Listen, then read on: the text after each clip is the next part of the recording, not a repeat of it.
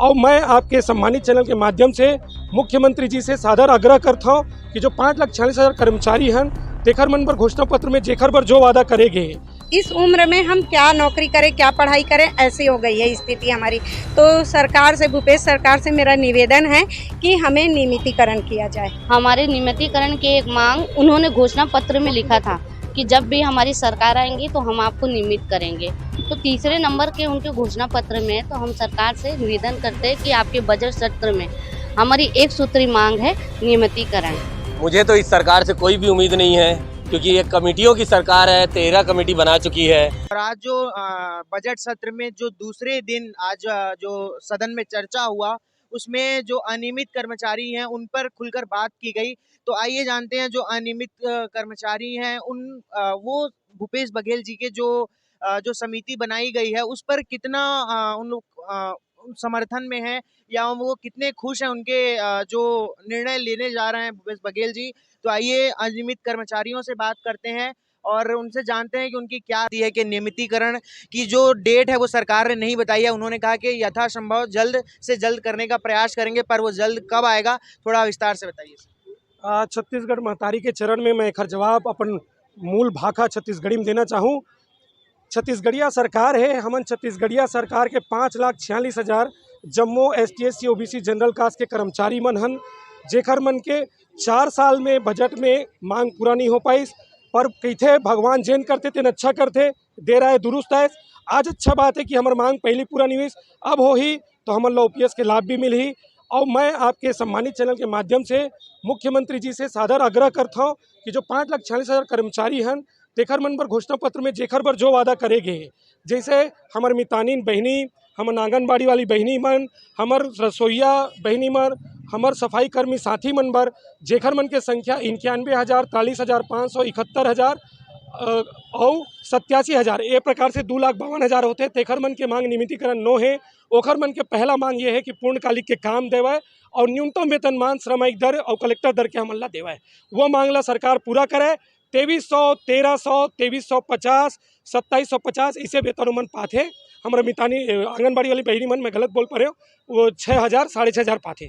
वही श्रेणी में जो आउटसोर्सिंग प्लेसमेंट ठेका वाले मन है तेखर पर घोषणा पत्र में साफ लिखे हैं कि मीडिएटर मध्यस्थ बिचौलियल खत्म करबो तो ओमा फायदा सरकार ला हजारों करोड़ रुपया बची। 30 से 40% जो ठेका में है 1,60,000 कर्मचारी के बीच के जो बिचौलिया ठेकेदार है तेलना विभाग से अगर वेतन दी तो इमा केवल नीति बनाए की आवश्यकता है।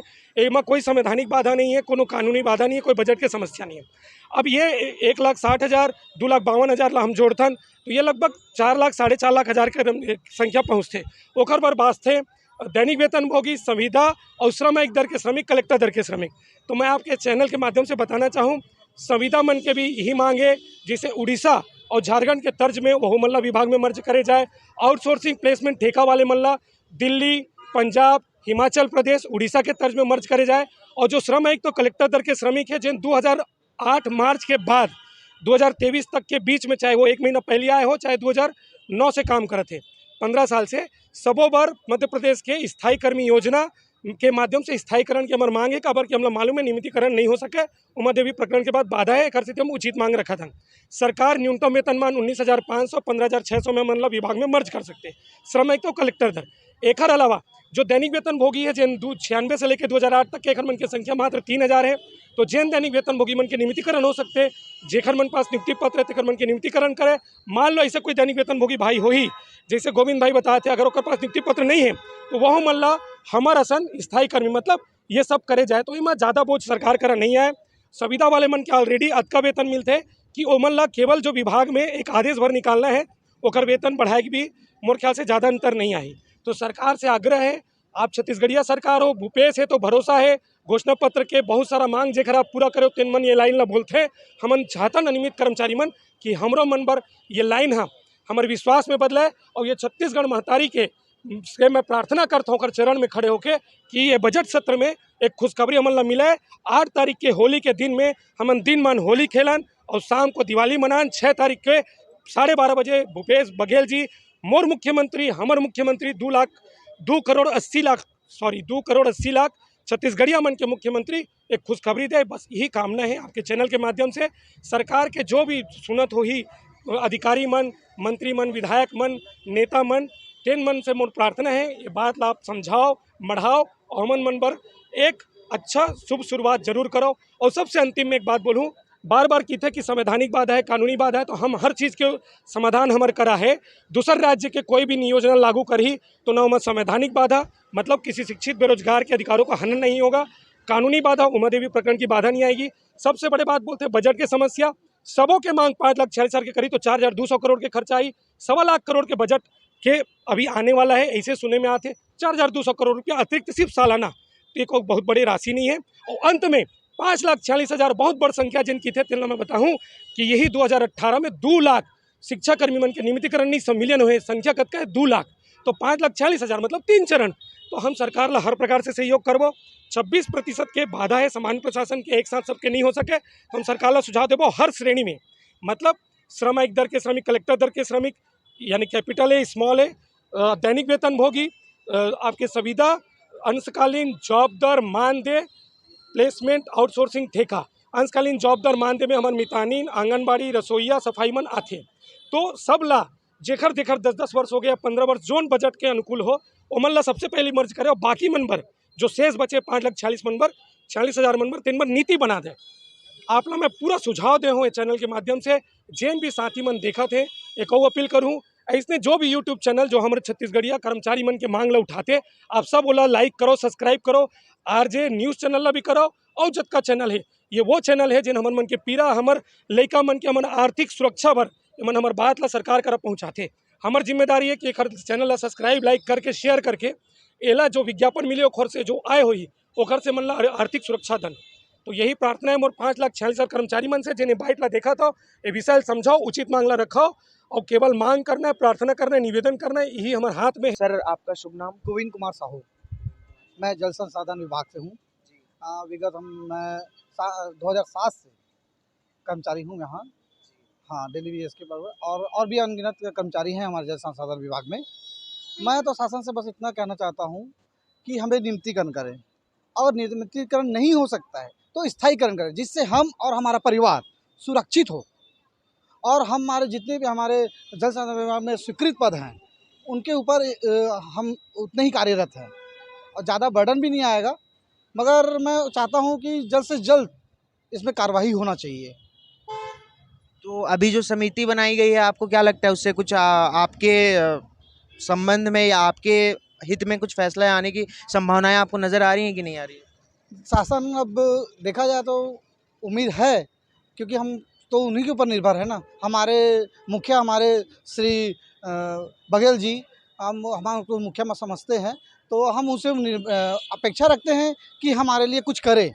वो इस बजट में हमें नियमितीकरण का एक वो दे, सौगात दे, और हम जितने भी कर्मचारी हैं हम सब उसी आस में बैठे हुए हैं, क्योंकि ये लास्ट सीजन है बजट सत्र का और शासन का। तो हम चाहते हैं कि कुछ ऐसा कर दे कि हम उम्मीद हमेशा बनी रहे, और हमारे आने वाले इलेक्शन में हम उन्हीं को ही अपना वो दें, पावर दें। ठीक है, तो आइए हम अन्य साथियों से बात करते हैं और जानते हैं कि जो भूपेश सरकार द्वारा अनियमितीकरण के लिए जो नीति बनाई गई है वो कितनी नीतिपूर्ण है। तो सर आपका शुभ नाम क्या है? सर मेरा नाम गेंदलाल बालकिशोर नाम है। मैं लोक निर्माण विभाग से कार्यरत हूँ। कितने साल से मुझे काम करते साल 12 साल हो गया है, और हम लोग श्रमायुक्त दर के श्रमिक हैं, और हम यही चाहते हैं कि जैसे मध्य प्रदेश शासन ने 2016 में जो स्थायीकरण अपने राज्य में किया है, सेम उसी की कॉपी पेस्ट छत्तीसगढ़ सरकार करे। हम बस यही सरकार से कामना करते हैं। दीदी आपका शुभ नाम क्या है? श्रीमती हेमलता राजपूत है। आप कौन से विभाग में कार्यरत? मैं पंचायत विकास विभाग से हूँ। कितने वर्ष हो गए आपको कार्यकाल में? 12 वर्ष हो गया है मुझे संविदा में कार्यरत होते हुए, पर उससे पहले कि भाजपा सरकार थी तो उन्होंने प्रॉमिस करा हुआ था कि हमारे पिछले 3 उसमें 15 वर्ष भाजपा सरकार थी जिस समय मेरी नौकरी लगी। उसके बाद उनके द्वारा हमें पॉजिटिव सकारात्मक बात करते करते करते ऐसा हुआ कि उनकी सरकार चली गई, और भूपेश सरकार द्वारा वादा किया गया कि हमारी सरकार आएगी तो 10 दिवस के अंदर आपको नियमित कर दिया जाएगा। उसी के आधार पे हमने अपना वोट दिया था। अब ऐसा हो गया है सर कि 4 वर्ष हो चुके हैं, हम नाउम्मीद भी हो गए हैं, किंतु अभी आखिरी बजट में हमारे पास ये एक उम्मीद बची हुई है कि भूपेश है तो काका जिंदा है। भूपेश सरकार के रहते हुए ऐसे कोई बातें नहीं आनी चाहिए। बेटियों के लिए बहुत सारे प्रयासरत हैं। अब हमारी उम्र भी इस उम्र में हम क्या नौकरी करें, क्या पढ़ाई करें, ऐसी हो गई है स्थिति हमारी। तो सरकार से, भूपेश सरकार से मेरा निवेदन है कि हमें नियमितीकरण किया जाए। दीदी आपका शुभ नाम क्या है? मेरा नाम नीतू बम्बाड़े है। मैं पंचायत विभाग से हूँ। कितने वर्ष हो गए आप? मेरे को लगभग 15 वर्ष हो गए हैं। संविदा में मैं कार्यरत हूँ और हम माननीय मुख्यमंत्री जी से हमारा निवेदन है कि अभी जो बजट सत्र चल रहा है उसमें हमारे नियमितीकरण की एक मांग उन्होंने घोषणा पत्र में लिखा था कि जब भी हमारी सरकार आएंगी तो हम आपको नियमित करेंगे। तो तीसरे नंबर के उनके घोषणा पत्र में तो हम सरकार से निवेदन करते हैं कि आपके बजट सत्र में हमारी एक सूत्री मांग है नियमितीकरण, जो सरकार तक हम अपनी मांग पहुंचाने के लिए यहाँ पर है। क्या लगता है आपको, सरकार आपकी बात सुनेगी? क्या आपको आशंका है? नहीं, संवेदनशील सरकार है और हम माननीय मुख्यमंत्री जी ने नरवा घुरवा और बहुत सारे ऐसे योजनाएं हैं जो सबके लिए कर रहे हैं, किसानों के लिए भी कर रहे हैं। तो हमको ऊपर पूरा विश्वास है कि वो हमारे लिए यही करेंगे। कक्का जिंदा है, भूपेश है तो भरोसा है। भूपेश है तो भरोसा है। आप देख सकते हैं किस प्रकार से सबको जो हमारी मौजूदा सरकार है उस पर भरोसा है। तो आइए अन्य साथियों से बात करते हैं और जानते हैं इस विषय पर उनकी राय। सर आपका शुभ नाम क्या है? मेरा नाम है आरक्षक संजीव मिश्रा। मैं पुलिस विभाग में पदस्थ हूँ और मुझे तो इस सरकार से कोई भी उम्मीद नहीं है, क्योंकि ये कमेटियों की सरकार है। 13 कमेटी बना चुकी है और एक कमेटी पुलिस विभाग के लिए भी है। ये किसी का सुनता ही नहीं, ये सारी कमेटी बना के फाइल लेके सो जाते हैं। शासन की स्थिति ऐसी हो गई है, सब के सब पीड़ित हैं। जब पुलिस परिवार जो कि शासन का राइट हैंड कहलाता है वो पीड़ित है, वो सड़क पे है और उसकी कोई भी मांग नहीं सुनी जा रही है और कोई जवाब नहीं दिया जा रहा है सरकार की तरफ से। एक वक्तव्य नहीं आता, कोई जवान शहीद हो जाता है। तो मैं जानता हूं कि ये सरकार इस बजट में भी कुछ नहीं करेगी, इसलिए आने वाले समय में पुलिस परिवार अपनी पूरी तैयारी के साथ एक आंदोलन की तैयारी कर रहा है। 6 तारीख का इंतजार है। उसके बाद सभी पीड़ित पुलिस परिवार एक साथ आपके चैनल के माध्यम से बताना चाहता हूं कि बहुत बड़ा आंदोलन की तैयारी कर रहा है। धन्यवाद। तो आप देख सकते हैं भूपेश है तो भरोसा है कि सरकार से, भूपेश है तो भरोसा खोने की सरकार बनती जा रही है। तो आप देख सकते हैं किस प्रकार से कर्मचारी आक्रोशित हैं और संवेदना के स्तर पर बहुत दुखी भी नजर आ रहे हैं। तो हम देख सकते हैं आगे की खबरों के लिए आप बने रहिए आरजे न्यूज़ के साथ। बहुत बहुत शुक्रिया, बहुत बहुत आभार।